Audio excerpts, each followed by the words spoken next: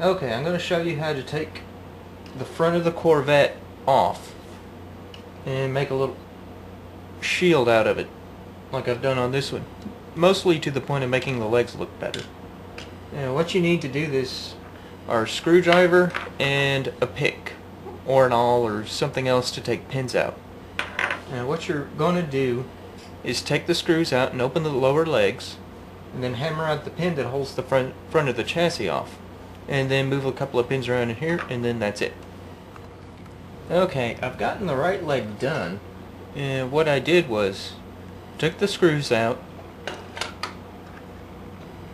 and then rotated the piece of the chassis around so I could get it on the vise, and then I hammered the pin out. And I'm going to do that with the other side now.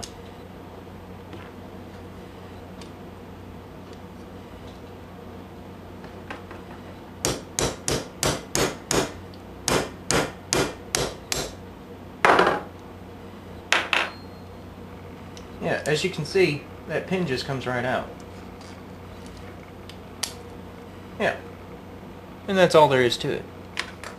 Alright, I've got the legs put back together and the pieces of the chassis off. What you do to make it into a shield is just mash it together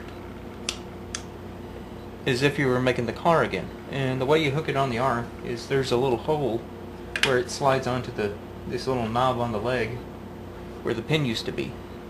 And then that little hole can go right over the thumb if you turn the thing down at about a 45-degree angle, and then the hand closes on it, and then you have a nice little shield.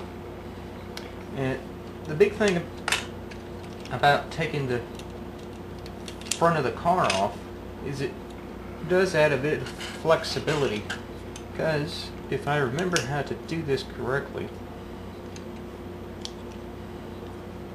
you can also stow the front end of the car on the back, which makes it look a little bulkier, but it keeps the legs clean. And that's all there is to it. I mean, to turn it back into a car, you just take the pieces back apart and put them back on these little knobs that you took the pins out of, and then it transforms back into a car. And if you don't like it, you can put the pins back in and